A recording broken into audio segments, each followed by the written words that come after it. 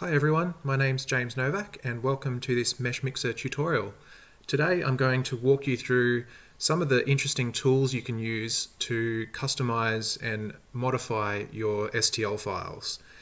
To do this, I'm going to do a bit of a demo project using a brake lever and showing you how you would customize that to incorporate part of a lattice structure.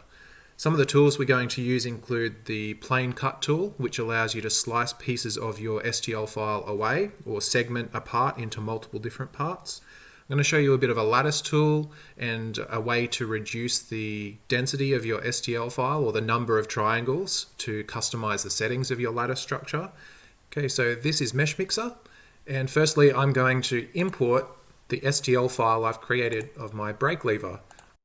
This might be something that you've modeled up in Fusion 360 or SolidWorks or any other CAD package, but it has to be an STL file or an OBJ file to come into Meshmixer. So here we go, my 3D model on screen, which I can rotate around and have a look at, just like a normal 3D CAD package. What I actually want to do with this file though is slice away that middle section and turn it into a lattice structure so that it's something that's more suitable for 3D printing and it reduces the weight of this component. I want to keep the details on the edge as solid as they are because these parts might fit with other components on my motorcycle or mountain bike or whatever it is. So I just want to customize the section through the middle. So how do I actually do that? Well, if you had your SolidWorks file open where you created this or Fusion, you could just create 3 separate parts from this and slice it away there. But if you've got just a solid file like this one, you can actually use Meshmixer to slice away the components that you don't want or that you want to separate into separate parts. Firstly though, what I want to do is create several copies of this brake lever so that I can cut pieces away in some of them and not lose my original file. So I'm going to go to Edit, and I'm going to use the tool called Duplicate, which is basically just making a copy of the brake lever. When you do that, on the right hand side here I've got my object browser window, which shows me now that I've got the original brake lever and I've also got a copy. I'm going to go ahead and make another copy of that brake lever so that I've got 3 in this file. If you want to turn files on and off, you can just use the eye icon and get back to practically nothing in your file, and as soon as you turn one on, here I've got my brake lever. The next thing I want to do is start cutting this model apart. The tool to do that really simply is called plane cut, and that's just like taking a knife through your model and slicing a piece away and deleting it. So as soon as I click on that tool, I've got this option menu through the center here to rotate and move this sort of grid plane that you can see through my model. So as I'm rotating that around, you can now see in this instance on the very left, that's everything I'd be slicing away. Everything on the right hand side here, which is still solid, it's showing me that that's the section of this model I'd be keeping. So to begin with, what I want to do is slice away just the very right hand side and keep that as a solid model that I'm not going to edit. So I rotate it around using these arc icons, and now I can use the arrow icons to move that in space exactly where I want to trim. So for this one, that will do. You could use measurements if you wanted to be more accurate, but in this one, this gives you an idea of what you can do with the plane cut tool. If you're happy with that, over on the top left, you can now accept that modification, and you can see exactly what it's done. It's trimmed everything away of the brake lever except the detail on the right. If I turn on one of the other copies of the brake lever, you can see a bit of an idea of what I'm trying to do. So I'm going to turn the cut section off now. I've got another copy of my full brake lever. This time I'm going to slice away this left-hand section so that I can keep that as something to work on later. So again, up to the plane cut tool. First thing I'm going to do is rotate this plane into an orientation that is perpendicular.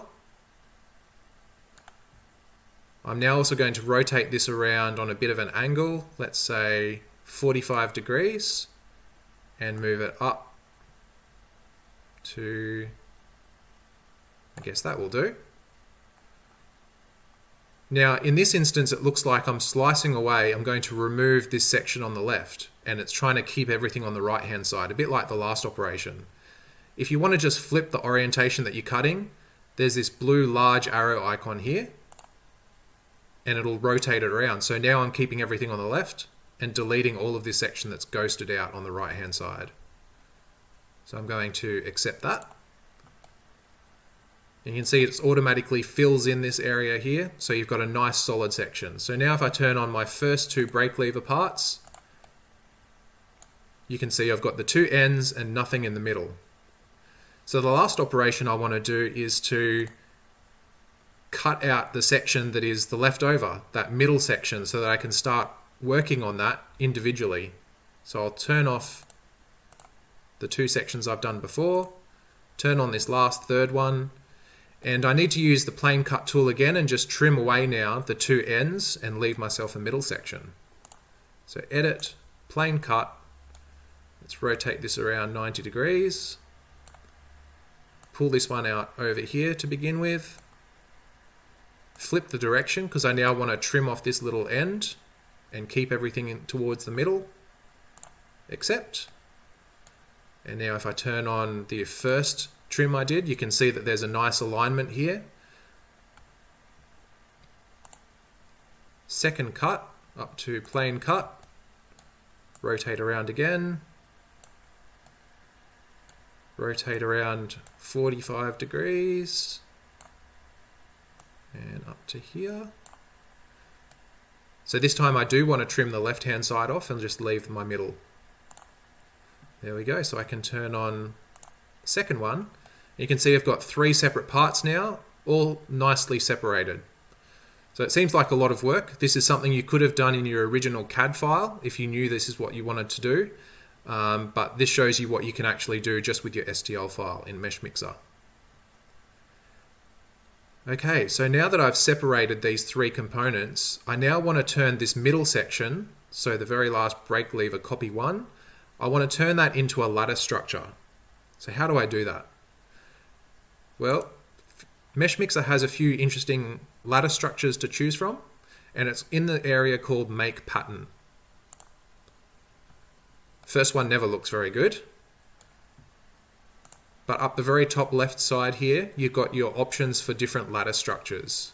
I'm not going to go through all those, I'll let you have a bit of fun experimenting with those. But the first sort of 3 or 4 are the ones I normally would use to create a lattice structure. So I'll go on to that second one there, and you can see what it's doing.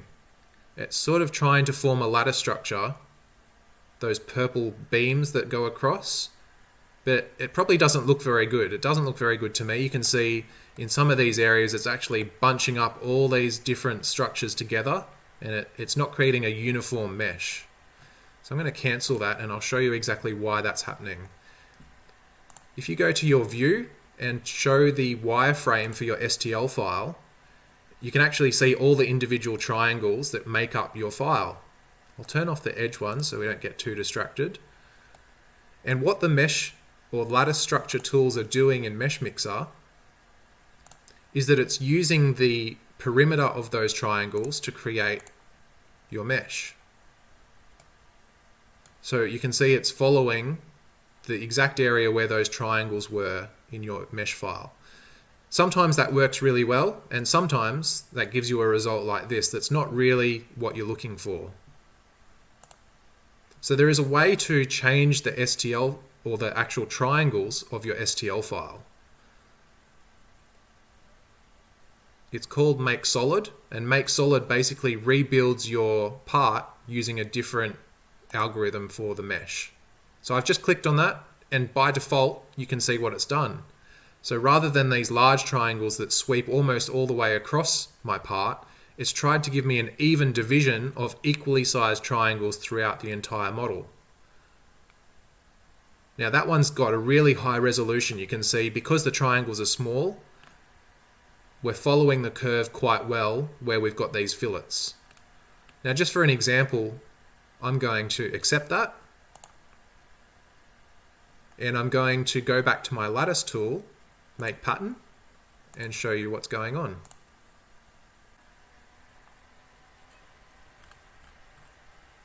red is never good. So what's actually going on here is that my mesh is so dense that all those little lattice structures where it's trying to follow the edge of each triangle are intersecting with each other and creating a real big mess. So that's not what we want with this lattice structure. So I'm going to cancel that. I'm even going to go back and undo. Okay, so we're back to the original part of our STL file. Make solid. And this time I'm going to change the settings so that my triangles aren't so small. So the two settings you can really play around with a lot are the accuracy of your triangles and how dense that mesh is going to be. So even though I'm moving those sliders, you can see nothing's happening on screen. If I just click the update button, it'll give you a preview of what's going to happen.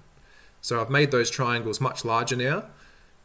For me, they're still a little bit too small. If you can imagine each of these wireframe edges of the triangles as being a lattice structure, that's still going to be much too dense. So I'm going to keep reducing my accuracy and my density.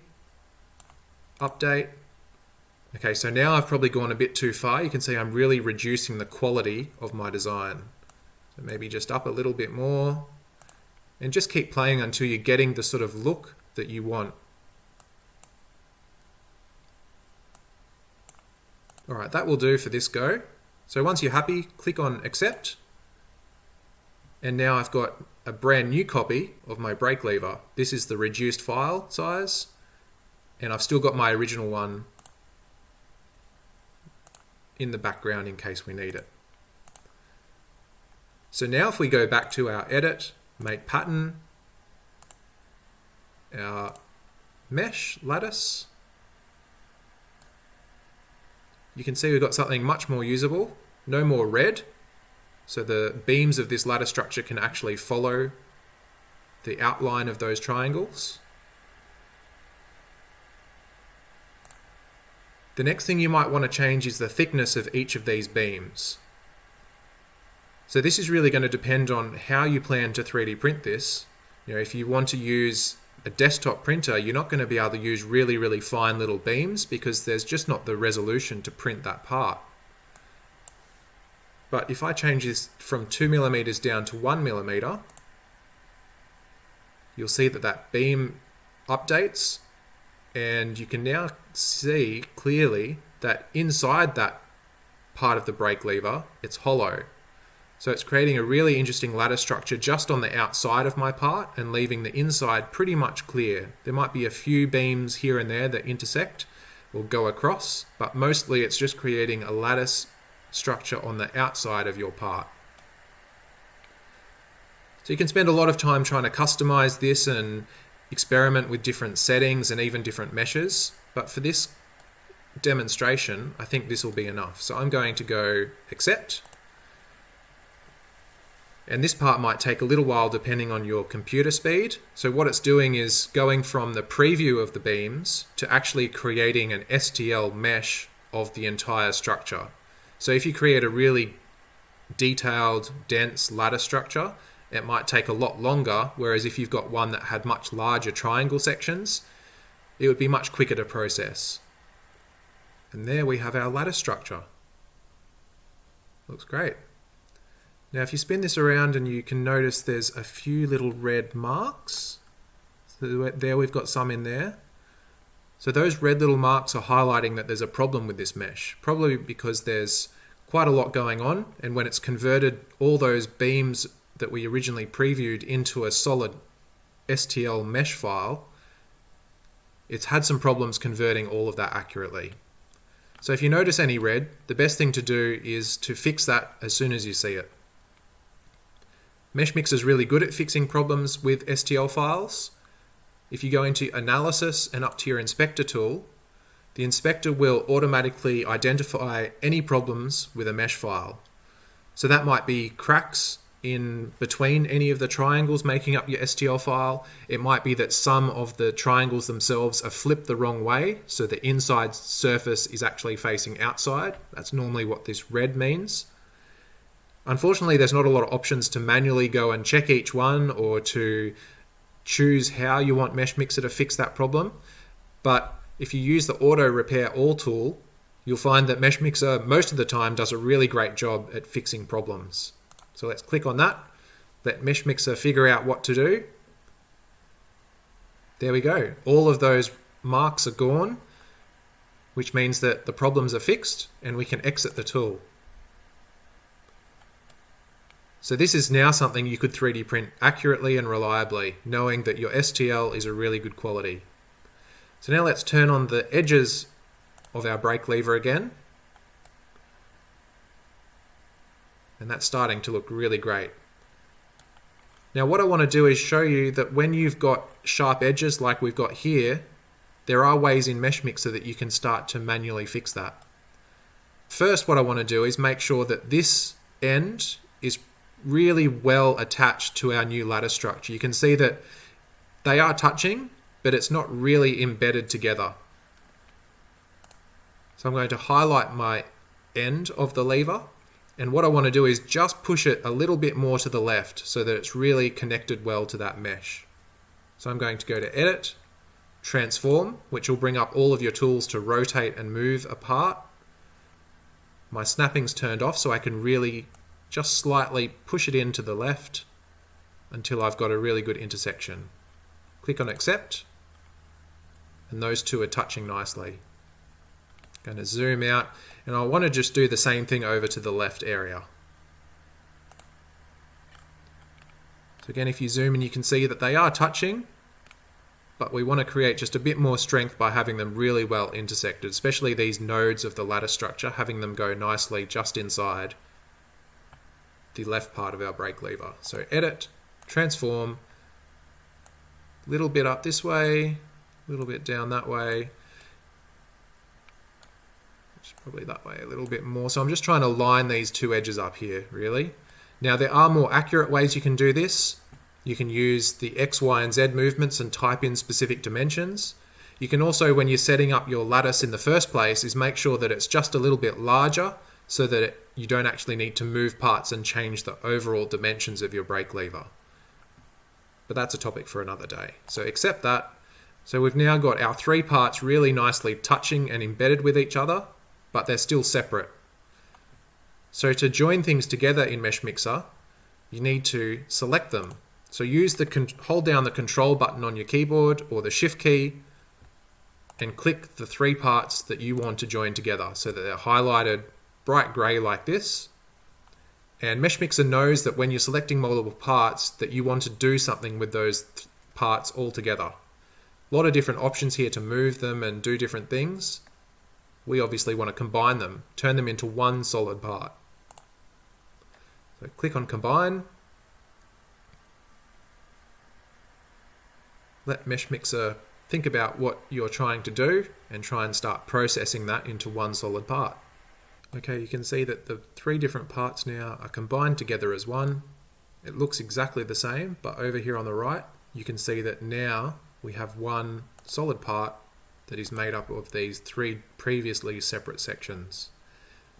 So this is now ready to export and 3D print if that's what you want to do with it. So the final step is to go over to the left, click on Export, select the file type that you want to export to. So for this I'm just going to stick with STL.